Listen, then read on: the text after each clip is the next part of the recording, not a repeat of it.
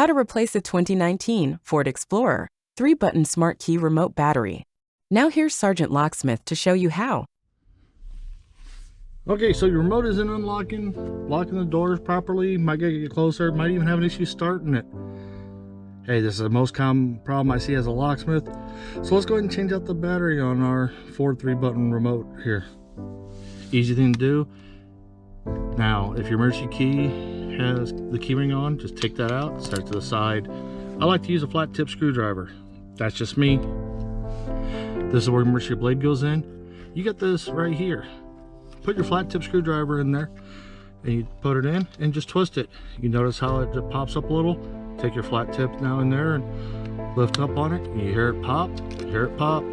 Be careful when you lift up because you have this indentation right here. As you can see, we have a 2450 battery. Here's another little trick.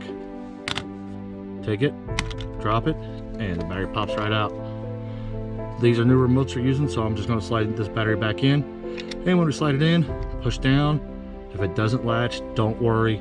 The cover's going to hold it. Remember that little tab? It needs to go in first. Snap it together.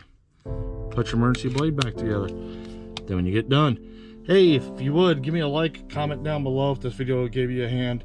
Thanks again for watching. Let's be safe out there.